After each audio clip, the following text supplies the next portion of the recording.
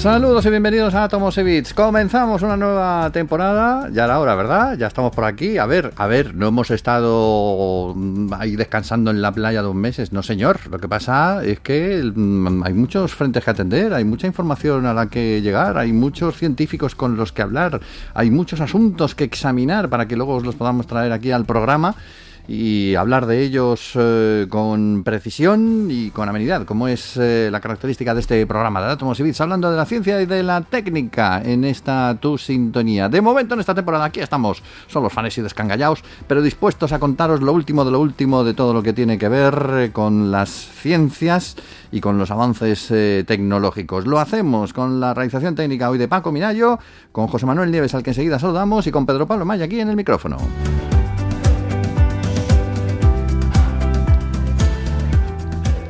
Don José Manuel, ¿cómo está usted, señor, a esta vuelta del veranillo en el que sabemos que has estado investigando con tu microscopio, tu telescopio, tu laboratorio? La gente no sabe que tienes en casa ahí Monte Palomar prácticamente.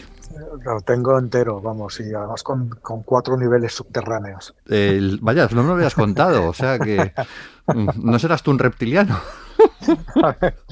No empecemos. No empecemos. Bien, vamos a empezar, sí, pero vamos a empezar el programa y vamos a hacerlo hablando de como nos gusta a nosotros, de apocalipsis, porque qué mejor hay que empezar hablando de cuando casi acabamos y viva la esperanza, conseguimos sobrevivir.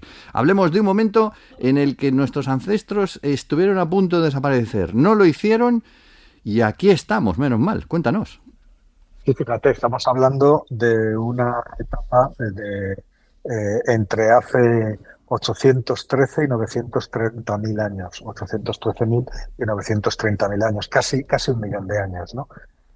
No se puede hablar de nuestra especie porque todavía no existía, le faltaban cientos de miles de años para que los primeros Homo sapiens surgieran, ¿no? Estos son ancestros. Son los ancestros, algunos de los probablemente eran Homo erectus, vivían en África, y justamente en ese periodo de entre hace 813.000 y 930.000 años, esos ancestros de la especie humana redujeron su número de tal forma que casi se extinguen. Y claro, si se llegan a extinguir, eso no quiere decir que nosotros nos hubiéramos extinguido porque todavía no existíamos. Significa que Homo sapiens nunca habría llegado a existir.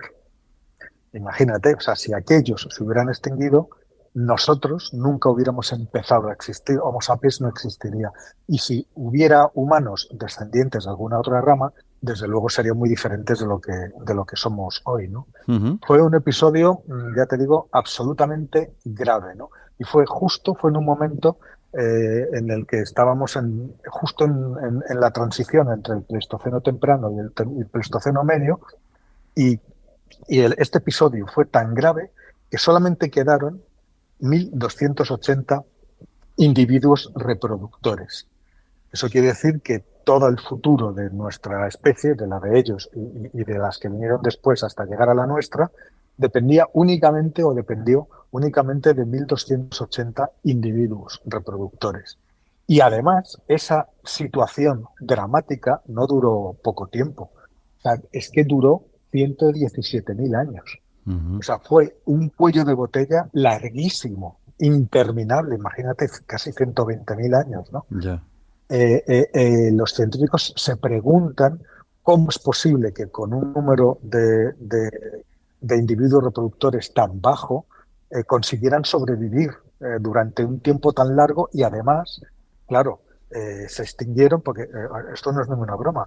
Es decir, se extinguieron, o sea, se perdió el 98,7% de nuestra población ancestral, de la población de aquella época, el 98,7%, ¿no?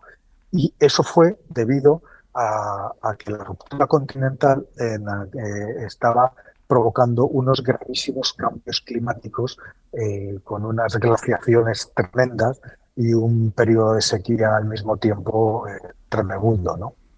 Uh-huh. Bueno, ya te digo, el hallazgo de este cuello de botella genético, resuelve una pregunta que es vieja, porque desde hace mucho tiempo los paleontólogos sabían, o sea, conocían la existencia de una brecha inexplicable en el registro fósil humano de África y de Eurasia de hace alrededor de 1 millón de años. Es decir, había como un vacío de fósiles, de repente pues aparecían fósiles antiguos y de repente dejan de aparecer en los restos fósiles y hay un vacío que dura pues eso, unos 120.000 años, durante el cual apenas había restos humanos y luego se vuelven a recuperar. Es decir, es como si durante aquel periodo algo hubiera pasado que hubiera diezmado a la población o, decían muchos científicos, simplemente estamos teniendo mala suerte porque las condiciones de aquel periodo pues resulta que no No eran eran óptimas. favorables para que la fosilización. Bueno, pero este estudio resuelve, efectivamente, durante aquel periodo es que casi nuestros ancestros prácticamente se extinguen, ¿no? Y claro, eso explica esta brecha tan enorme, ¿no? ¿Cómo lo Juan, hicieron? Sí, dime. no, te iba a preguntar una cosa. Cuando hablas de 1.200 reproductores, ¿eso está relacionado con ese otro estudio que hay por ahí que decías que en la antigüedad también llegó a haber un hombre por cada 17 mujeres, por la disminución de los varones, por A ver, guerras y por... todo ese tipo de datos poblacionales que los fósiles no nos pueden dar vienen de estudios genéticos, Sí. ¿vale? Y este también. Entonces, hay técnicas, se van desarrollando nuevas técnicas de análisis. Mira, esto, por ejemplo, ¿cómo han llegado a ese número, ¿no? Mm. 1280, pero sí, ¿cómo pueden saberlo, no? Bueno, pues han llegado a ese número estudiando eh, eh, eh, información genética de individuos modernos, te parezca un poco raro. ¿Qué es lo que hicieron los científicos? Bueno, pues utilizaron un método analítico nuevo que se llama FITCOAL, que permite, utilizando secuencias genómicas humanas modernas, permite analizar las divergencias que hay entre los distintos linajes genéticos y utilizar esos datos para estimar el tamaño de las poblaciones.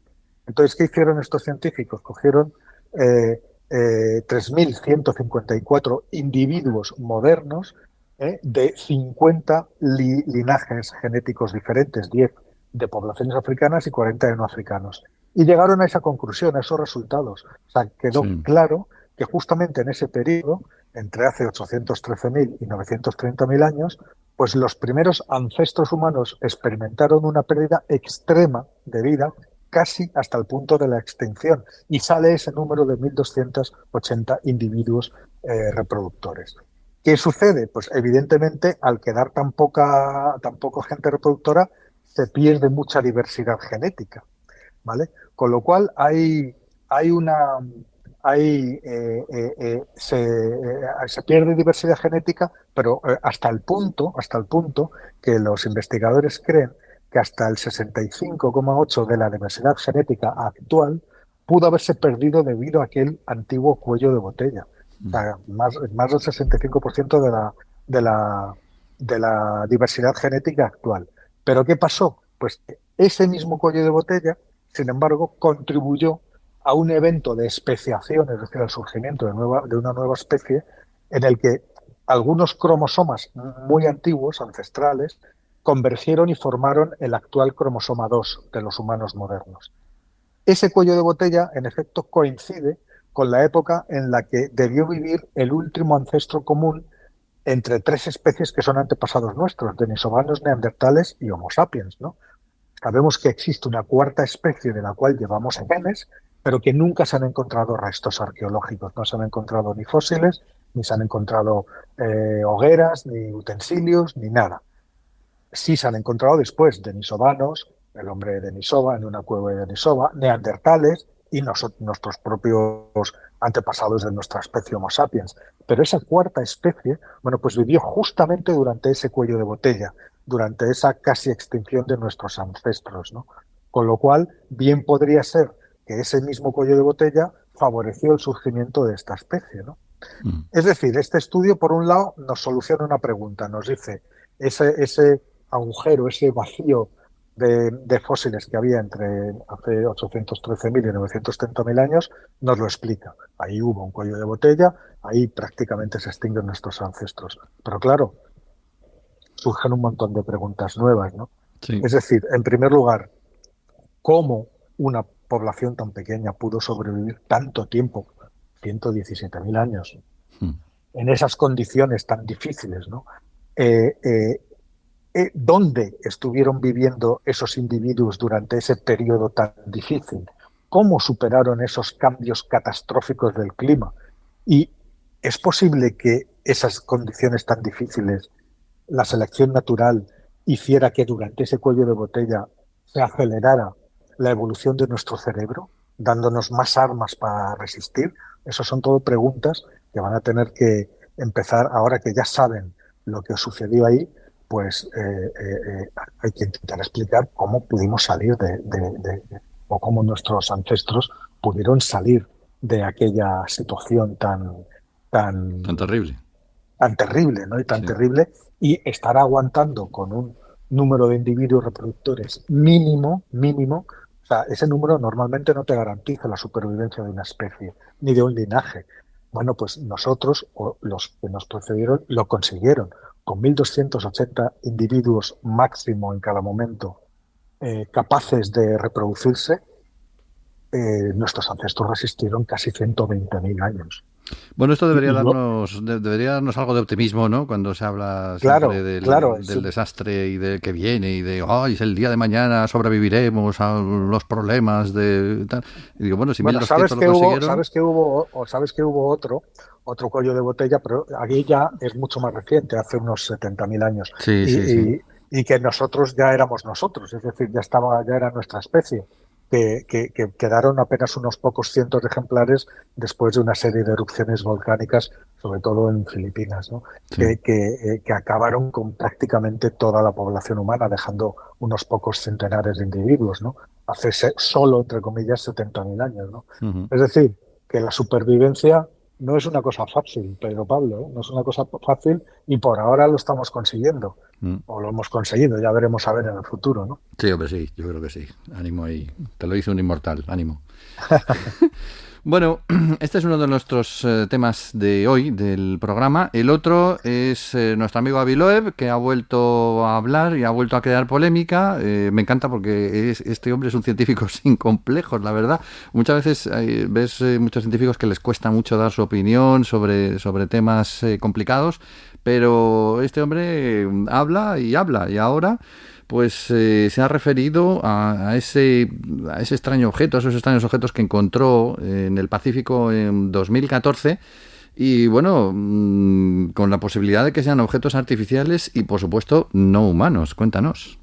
Sí, no los encontró en 2014, los encontró este verano. Este Pero, verano, pero vale, pues ya está. te cuento la historia para que todos. Bueno, lo Sí. primero, Ávilo Loeb es un científico, claro, es un científico serio, ha sido durante 9 años, ha sido director del Departamento de Astronomía de la Universidad de Harvard, Ujú, ni más ni menos, y tiene un currículum que hace falta hace falta el capítulo de una novela para escribirlo entero, ¿no? ujú. Cientos y cientos de artículos científicos, es muy reputado. Pero, claro, desde hace tiempo le ha dado le ha dado por plantearse científicamente si nos ha visitado alguna nave extraterrestre o no. Ya lo hizo con Oumuamua, este es el de Oumuamua, os recordáis, ¿no? Sí. Del caso de Oumuamua. Pero Oumuamua fue del año 2017 y Oumuamua pasó de largo. Tenía unas características, no vamos a repetir ahora todo el tema de Oumuamua, pero tenía unas características muy distintas, muy anómalas con respecto a todos los objetos conocidos. Se confirmó como un objeto interestelar y pasó de largo. Atravesó el sistema solar, entró por una punta, pasó y salió por la otra, y le pillamos con los telescopios justo cuando estaba de salida, con lo cual no se pudieron obtener la cantidad de datos necesarios para saber exactamente lo que era, ¿no? Pero con lo que había, una posibilidad es que fuera un objeto artificial. Bueno, pero es que 3 años antes, el 8 de enero de 2014, 3 años antes de Oumuamua, que era el primer objeto interestelar, bueno, pues el hasta ahora considerado como primer objeto interestelar. Bueno, pues resulta que los sensores del Departamento de Defensa de Estados Unidos detectaron algo entrando a toda velocidad en la atmósfera terrestre y estrellándose en el Pacífico, justo frente a las costas de Papúa Nueva Guinea. Esto fue en 2014. Pero claro, al haber sido sensores militares, todos esos datos de ese evento se quedaron clasificados por el gobierno norteamericano. Claro, el sistema, los sensores que habían captado a este objeto eran del mismo sistema, de un sistema estratégico de la defensa, el mismo sistema que permita a los norteamericanos identificar si se lanzan misiles nucleares o lanzamiento de misiles en cualquier parte del mundo. Sí. Este sistema sirve para monitorizar misiles, pero claro, si te cae un meteoro del espacio, pues también, ¿no? Bueno, pues con los datos que había ya entonces, Aviloe, vamos, unos años después de eso, en el 2019, Aviloe, repasando datos, se dio cuenta de este objeto. Y este objeto ya era extraño por varias razones. En primer lugar, entró en la atmósfera mucho más deprisa que cualquier otra roca espacial conocida.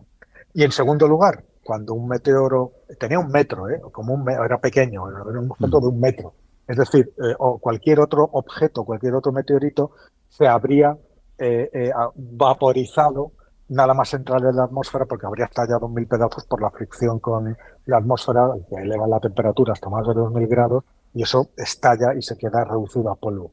Pero este objeto, que encima iba mucho más rápido que cualquier otra roca espacial conocida, pues resulta que no se desintegró, sino que consiguió llegar hasta una altura de solo 17 kilómetros de altura sobre de altitud sobre el Pacífico, ¿no? Ahí sí que estalló y sus restos quedaron esparcidos a lo largo de pues, unos 10 kilómetros, ¿no? Es decir, ese objeto estaba hecho de otra cosa que no era la roca normal que estaban hechos los objetos que suelen entrar en la atmósfera, que son muy numerosos. Claro, Loeb, sabiendo que los datos de trayectoria y los datos precisos los tenían los militares, los pidió en 2019, pero no lo consiguió. Pero lo que sí consiguió, porque lo hizo también a través de la NASA, es que en marzo del año pasado, hace un año o así, pues la NASA, o sea, los militares, en concreto el Comando Espacial de los Estados Unidos, envió a la NASA una carta formal en la que el teniente general teniente general que se llama, el comandante en jefe de esa división espacial, confirmaba con un 90, sin dar los datos, pero confirmaba con un 99,999% de confianza que ese objeto de 2004, se llamaba, que lo llamaron IM-1, pues que efectivamente tenía una trayectoria interestelar, es decir, que venía de otras estrellas. Entonces, claro, el primer objeto interestelar detectado por el hombre ya no era Oumuamua, que llegó en el 2017, sino este IM-1, cuya llegada había sido 3 años antes, ¿no? Aviloed con estos datos publicó un artículo proponiendo sus ideas sobre este objeto. Extraordinariamente rápido, trayectoria interestelar confirmada por los militares, composición más sólida, probablemente no rocosa, que más sólida que cualquiera de los CNEOs, de los objetos, 272 CNEOs, que son objetos que impactan contra la Tierra, catalogados por la NASA, muchísimo más dura. Entonces, pues, claro, había una diferencia con Oumuamua.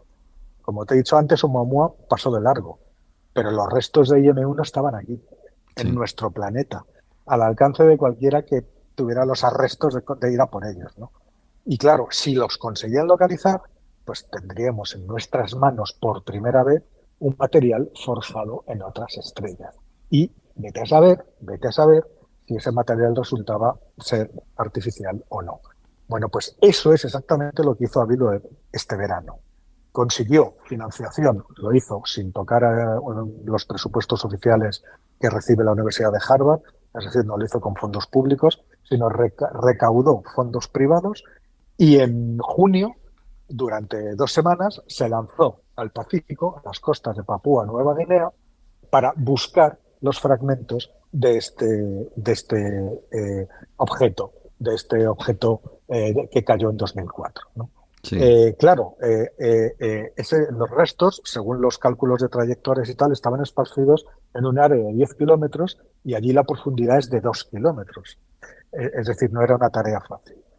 Hace un par de semanas yo le hice una entrevista a Loeb y ahí me contó cómo lo había hecho, ¿no? Habían puesto a punto una especie de rastrillo magnético de como 1,5 metros de largo, que atado con unos cables a la embarcación y lo iban arrastrando por el fondo de forma que cualquier partícula metálica que hubiera en el fondo, en ese lugar donde se supone que estaban los restos, pues quedaría pegada a este rastrillo magnético y entonces lo podrían estudiar. Eso es como Bueno, buscar una aguja en un pajar, ¿no? claro, lo que pasa que tenía muy acotada, como tenía, a ver, el bólido de ese meteorito en 2004 tuvo como tres flasazos, ¿no? Y separados por una décima de segundo, boom, boom, boom, ¿no? Que fue cuando explotó. Y la trayectoria que seguía en el momento de hacer impacto contra el agua, contra el mar, pues quedó muy bien definida, con lo cual los restos estaban en un área más o menos definida de unos 10 kilómetros, eso sí, a 2 de profundidad. Sí. Bueno, Loeb hace esta expedición en junio y los resultados es que encuentra unas 700 esférulas milimétricas muy pequeñas de aspecto metálico que estaban adheridas a esta especie de rastrillo magnético, ¿no? Y ahora acaba de publicar el estudio preliminar de la composición de esas esférulas. ¿Qué sucede? Pues que son metálicas, no solamente son metálicas, sino que tienen una extraña proporción de elementos. Hay una aleación ahí de uranio, níquel y lantano que no es desconocida en el sistema solar. Con lo cual, además de los datos de los militares, confirma la hipótesis de que este objeto es interestelar, es decir, que viene de fuera del sistema solar, pero es que además añade la posibilidad de que pudiera ser un objeto artificial. Evidentemente, han estudiado 56 de las 700 esférulas y ahora la comunidad científica en general, muchos han salido a la palestra para criticar este trabajo. Primero, lo ha publicado antes de hacer el estudio científico, ya ha dado los resultados, cosa que en ciencia normalmente no se hace. Critican los métodos que ha utilizado para el análisis, critican incluso el hecho de que se considere interestelar este objeto basándose en unos datos militares que nadie ha visto ni nadie ha podido comprobar, simplemente se dan por buenos. En fin, que hay mucho que contar ahí, esta historia no está ni mucho menos escrita, ¿no? Pero Loeb, que tiene, ya te digo, 700 esférulas, ha ofrecido al laboratorio que quiera hacer ulteriores análisis, que le cede Mm. células estas para que hagan todas las pruebas de composición que les dé la gana y ver si coinciden o no con las que él mismo ha hecho en 4 laboratorios. Lo ha hecho en 4 laboratorios en todo el mundo, ¿no? Y estos son los resultados que dan. Así que ahí tenemos, en ningún momento Avilés dice que eso sea parte de una nave, pero no descarta esa posibilidad. Y lo que está haciendo Loeb durante todo este tiempo, y lo mismo que hizo con Oumuamua, es decir, si estos visitantes interestelares, Oumuamua y M1, ¿no? Son anómalos, tenemos que explicar en qué consisten esas anomalías. Y una de las posibles explicaciones es que pertenezcan a objetos artificiales. Claro, según Loeb, si hay alguien ahí fuera, pues es muy plausible que restos de basura espacial, o restos de sus naves o sus sondas o lo que sea, estén esparcidas por ahí fuera y que de todos esos objetos interestelares que atraviesan nuestro sistema solar pues continuamente. Una cosa es que solamente desde hace unos pocos años tenemos tecnología para detectarlos, pues que algunos puedan ser de origen artificial. Lo que dice es como nuestras sondas Voyager, ¿no? Que ahora están Mm. saliendo del sistema solar, pues imaginemos dentro de 10.000 años o dentro de 20.000 años, esos restos que siguen viajando por el espacio, imagínate que caen a algún planeta habitado y que caen en manos de científicos, ¿no? Pues verían, evidentemente, un resto tecnológico de otra civilización que seríamos nosotros, ¿no? Entonces es lo que dice, ¿por qué no nos puede pasar? ¿Por qué esa hipótesis no hay que considerarla? Y a cualquiera que la considera se le intenta ridiculizar, etcétera, etcétera. Él eleva ese tipo de hipótesis a falta de una explicación, es una hipótesis tan válida como otra cualquiera. Ese para mí es el mérito que tiene este científico, ¿no?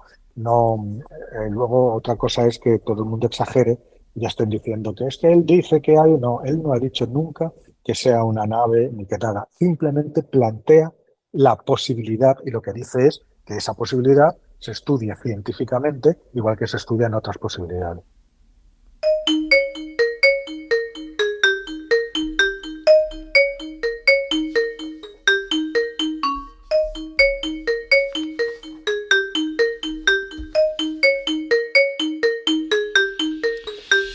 En Átomos y Bits ya sabéis que además de ciencia tenemos tecnología y examinamos todos esos cacharritos que llegan cada semana al laboratorio secreto de José Manuel, y uno de ellos es el nuevo Sonos Move 2 o Sonos Move 2, como prefieres decirlo, así en idioma nuestro o en idioma internacional.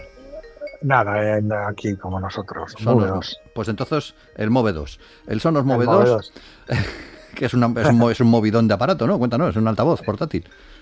Sí, bueno, claro, esto viene de un Sonos Move que es anterior, ¿no? Que tiene 4 años, fue en 2019 y que fue, o sea, Sonos, a ver, Sonos es una marca de sonido de las buenísimas, ¿no? Pero siempre se había caracterizado por sonidos de interior muy buenos, ¿no? O sea, con altavoces maravillosos, con unos sonidos estupendos, ¿no? Y en 2019 lanzó una nueva categoría que eran portátiles, los podía sacar fuera, pero tenía unas prestaciones excepcionales. Y en 2019 lanzaron este Move. Y ahora, 4 años después, lanzan el Move 2. Y evidentemente lo lanzan con un montón de innovaciones, ¿no? Lo han lanzado nada, hace apenas unos días y fíjate que es un altavoz que pesa 3 kilos y tiene como 16 centímetros de alto, es fácilmente transportable Pequeñito. y sí, es muy, muy pequeñito, pero es increíblemente potente, ¿no? Y cuenta con audio espacial estéreo. El anterior era mono, ¿no? Es resistente al agua, resistente al polvo. Le han conseguido hacer, que esto a mí me trae loco, ¿no? Porque han conseguido darle una autonomía de 24 horas, 24 horas sonando. O sea, el anterior tenía 11, que ya era bastante, ¿no? Piensa que los auriculares, los AirPods estos, ¿no? de Apple tienen 6 horas de autonomía, ¿no? Bueno, pues estamos hablando de un altavoz grande con 24 horas de autonomía sin tener que enchufarlo a nada, ¿no? Yeah. Además te sirve para cargar otros dispositivos. Si se te está quedando el móvil sin batería, lo puedes enchufar ahí y el móvil se te recarga y al altavoz todavía le sobra, ¿no? Es decir, está muy bien, ¿no? Y claro, en cuanto al sonido, pues han conseguido, o sea, tiene, eh, tiene dos tweeters que son capaces, mediante software, de crear eh, una sensación de estéreo y de audio espacial. Ten en cuenta que es un único aparato, ¿no? Que está sonando en estéreo, con lo cual te tiene que crear un ambiente ficticio a tu alrededor para que te dé la sensación del estéreo. Bueno, pues es capaz de hacer eso y al mismo tiempo tiene un woofer para los bajos más profundos, ¿no? Y todo esto lo manejan 3 amplificadores digitales de clase D que, vamos, dan una experiencia de sonido pues que es espectacular. Evidentemente te lo puedes conectar tanto por Wi-Fi como por Bluetooth, transmite el sonido por los dos sistemas, le puedes dar instrucciones de voz por Alexa, por el sistema de Apple, por el sistema de voz de Sonos, en fin. Y también lleva como puedes darle controles de voz, lleva unos micrófonos que puedes silenciar con un botón físico, ¿no? Para cuando no te apetezca que escuche, pues igual que pasa con los altavoces de Amazon, ¿no? Los de Alexa, estos lo llevan, bueno, pues este de Sonos también lo lleva. Venga, Y en cuanto al precio, la pues dolorosa, cuéntanos. Pues nada, 499. 499 euros. Has dicho Alexa y mira quién se pone a hablar. Alexa, para. Sigue ahí, ¿eh? Es que no puedes decir ese nombre, no lo puedes decir en esta casa. Sigue inaccesible al desaliento, Alexa.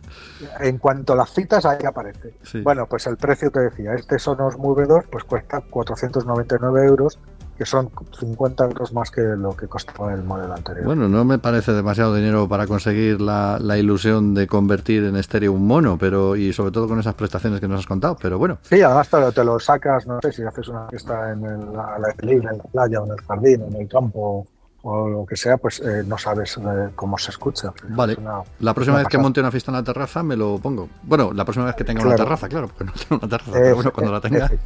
Efectivamente. Muy bien, pues así vamos a terminar por hoy nuestro primer programa de la nueva temporada de Átomos y Bits. José Manuel Nieves, muchísimas gracias por habernos contado sobre estas últimas novedades y a partir de ahora, semanita, aquí estaremos de nuevo con la última hora de la ciencia y la tecnología. Por supuesto que sí, un saludo. Hoy hemos contado con Paco Minayo en la realización técnica. En nombre del equipo saluda Pedro Pablo May y volvemos en 7 días.